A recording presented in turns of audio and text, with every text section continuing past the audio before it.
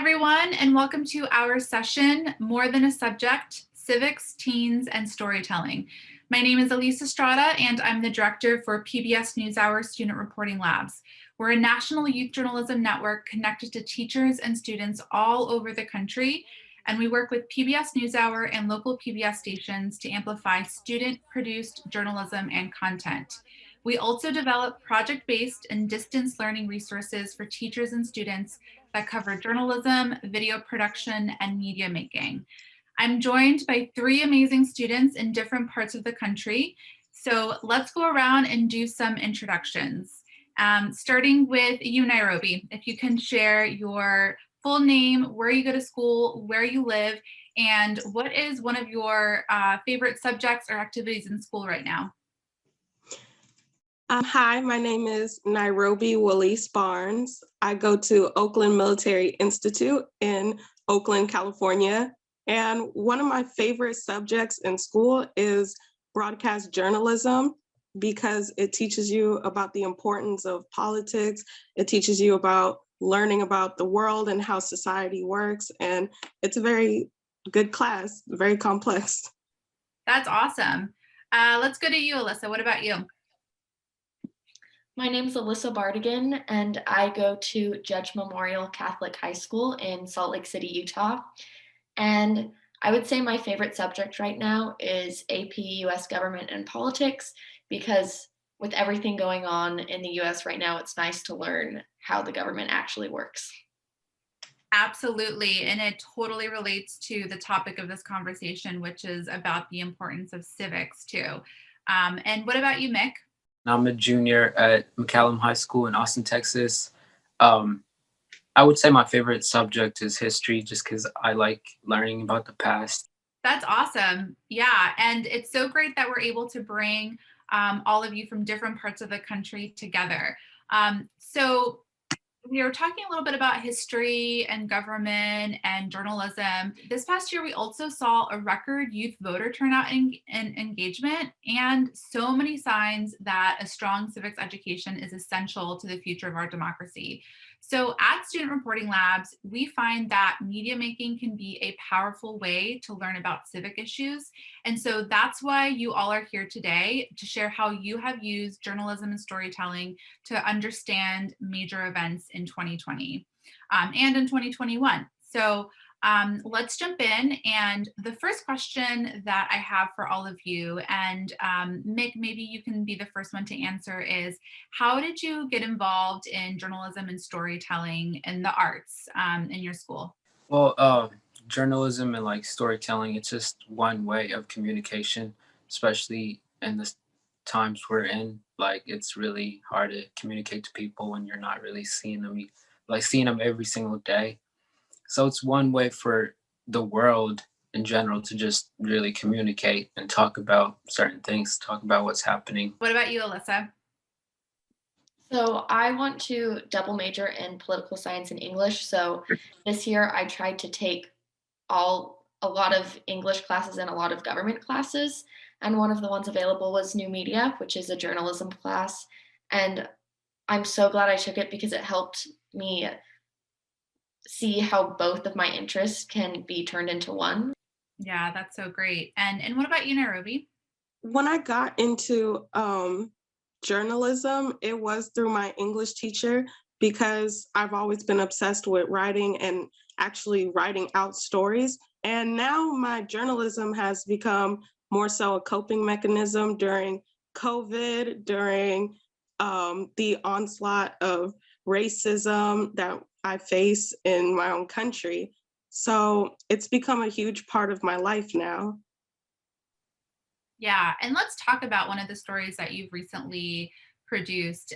So you decided to interview your grandmother about her role in the civil rights movement in the 1960s. Before we watch the video, can you tell us a little bit about why you wanted to tell her story? Right. So the piece I made about my grandmother was, for starters, a piece about my history, and not just my history as well, but for many African Americans in my community. She was a part of the Black Panther Party, associated with them. which is a huge part of history for where I'm from, Oakland in California. So when I made the piece, it was for other teens like myself to relate to what she's going through, because now we're facing the exact same thing, even though what she went through happened in 1962 or 1964, now it's happening to us in 2020. So it was kind of a way for all of us to band together and relate. That's really incredible. So let's watch it, and then we'll talk a little bit afterwards. Growing up a young African American in the South, the establishment would look at me a lot of times at the color of my skin and make a decision about something in my life. I left the South right after high school, which was in 1964. I moved to Chicago. When I got to Chicago, it was going on as far as dealing with the movement, SCLC, Southern Christian Leadership Conference, the Black Panther, Stokely Carmichael. We will define Black power. I did a lot of marching. We did a lot of going into the communities and talking to the people in the community, getting them involved, voting. That was a big thing, getting people out to vote, which is what we need to do right now today. I'm a mother of a proud son, very good young man, has a family. Being a young Black man, you gotta make sure when he go out, you know, you gotta talk to him and let him know how to respond. And you're always on pins and needles, always. Afraid of the worst that could happen. He could get shot, he could get beat down, he could get killed. By who? The police officer. They're supposed to be protecting us, protecting the community. And it just hurts my heart. It makes me cry inside, because there is no reason why you should be killing these young Black men the way you are, the way society. It's just no reason for it to be that way. People of color, please come out and vote. It's a must. You must do this. Register to vote and vote. My advice for the younger generation, period, is never stop fighting. Always have hope and always do the best you can for you and your life and your community. All right, that's such a powerful story, Nairobi. What is it like watching that again? Watching it again is just like, I'm just so proud I'm just so proud of my legacy, of the video I was able to create. And I'm so happy that the video was able to be pushed before the election. And then seeing the outturn afterwards was just like, it gave me it gave me a lot of hope. And it made me very proud that I made the video and that my grandmother was able to tell her story. It's so powerful. I think it's hard when you read something on paper to really get the same effect as hearing it from someone's actual voice. And I'm so glad that I got to hear the story too, because I think I learned so much in that short amount of time. So thank you for sharing. Yeah, I definitely agree with that too. It was really powerful to just hear the story and the things that she went through. Nairobi, you mentioned earlier that you said it was a way to cope and grapple with the current day race and justice issues that we're witnessing in our country.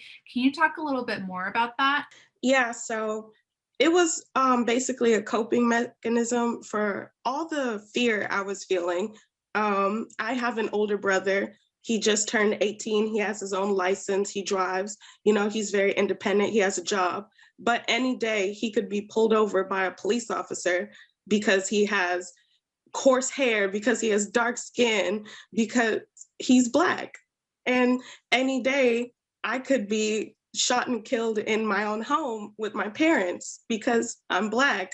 And then going on the news and seeing your own president kind of congratulate white supremacists for what they're doing.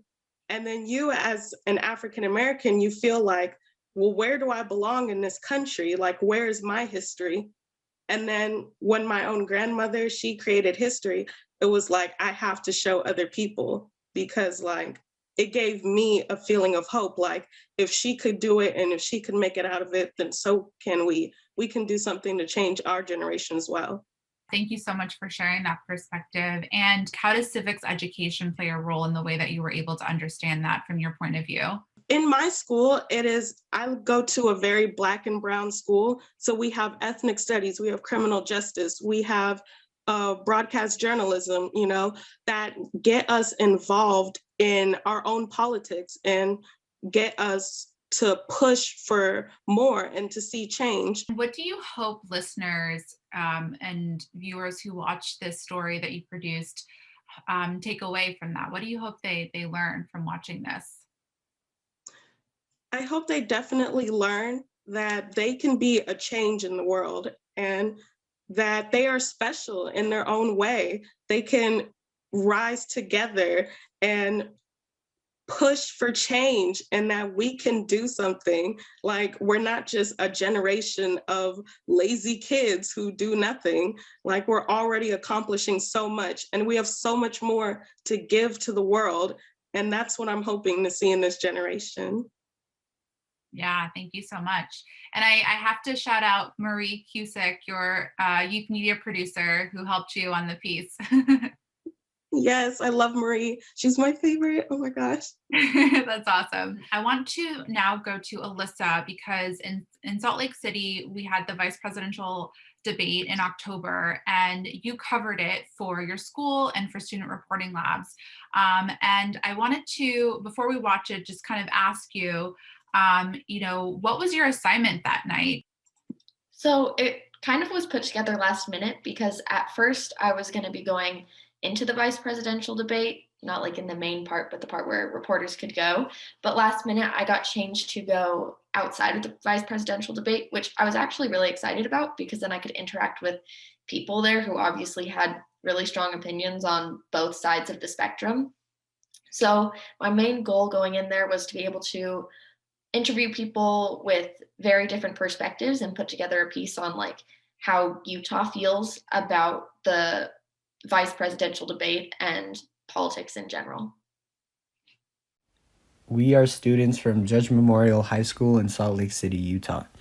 We were outside with the vice presidential debate on October 7th, trying to capture the environment of the crowds gathered around it, which ranged from people handing out flyers to loud protests. Here are some videos and interviews we took. I like Pence. And why is that? The main reason for me is because he respects life from the moment of conception until natural death. Okay. And can you give me like 2 reasons why you don't support Harris? She does not respect life. She believes it's the woman's choice to choose.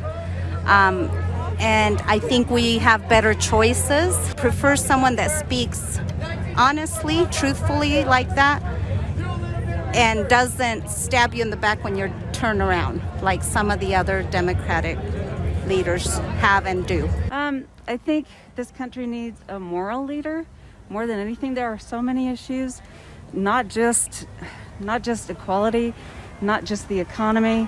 There are so many issues, and we need a leader that speaks the truth. And I'm tired of the lies. I'm tired of the unkindness. I'm just done. I don't support Biden. I think he's a racist, and I think he's a pedophile. And I think he's bad for this country. Do you not think that Trump is a racist or a pedophile? No. I don't think Trump is racist because, one, he supports Latinos, he supports black communities. He's done more for black communities than Obama did in 8 years with Biden being in office. Biden's been in office for 47 years and has nothing to show for it, except for in 1994, he made a crime bill that put majority African Americans in jail for petty crimes, like possession of marijuana, which was pretty much racial. So Alyssa, that night as a reporter, this is a different kind of reporting than Nairobi you did with the profile of your grandmother. So, you were out on assignment, you were interviewing all different kinds of voters and protesters, attendees. So what was that experience like, especially when you were coming across people who might have even been hostile towards you? It was honestly insane. I had never done anything like that before, like interviewing people on the fly.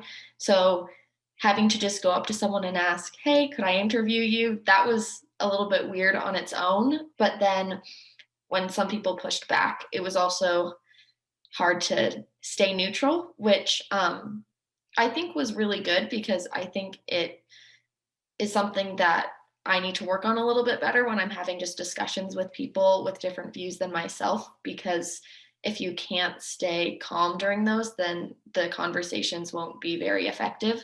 So I think it helped me grow a lot in how I communicate with people. What were some other challenging parts of that afternoon, of that evening? One of the biggest things was the crowds during COVID, actually. I didn't expect there to be so many people and so many people not wearing a mask. So it was hard to be able to keep the interview safe while still getting good footage for the video. I think Alyssa is very strong for doing that interview. I know it must have taken a whole lot of patience and a lot of reminders, okay, this is a difference of opinion. I can't give my opinion because I'm a reporter. So it has to be unbiased. So I know that can be very, very tough. And I also think it was a powerful piece in its own way. It's showing how many people can clash with politics. And that's something we honestly need to see, because a clash of politics creates a conversation. Yeah, and I mean, that also brings us back to the idea of, civics and storytelling, and, making sure that young people have that opportunity to share their stories, and not just their own story, but the story of other people, because this is, it's essentially our lives, right? Like, it's all connected in some way. And Alyssa, what were you hoping, this was an assignment, but were you hoping that viewers and listeners came away with something after watching that? And if so, what is that? I think the biggest thing I realized through my interviews, and what I hope people realize through watching the video, is although we have different opinions on who we support in policy, we all want the same thing, which is a better America. So if we can focus on compromise and working together and finding that we actually have a lot more in common, then I think we can make a lot more progress. Yeah. And Mick, so your piece, this is the first year that you're participating in student reporting labs, right? And so your teacher assigned you one of our projects that was a rapid response called Messages to the Next President. And you recorded a message to the next president. So this was after the election. We were heading into the inauguration.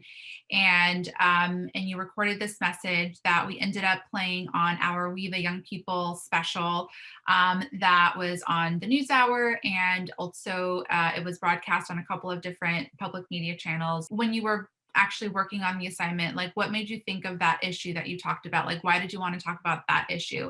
There's a couple of issues, but the reason why I really wanted to talk about it was because some of it really affects me personally, and some of it is going to affect our generation, and we need to really address the situations now that we have new president and vice president. So I was talking to them as if they were going to watch the video and really just hear me out.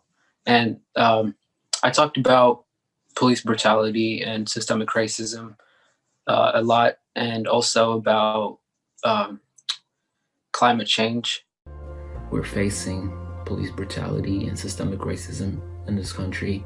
Just in the past year, there's been several protests, several riots happen, and that really affects my day-to-day life.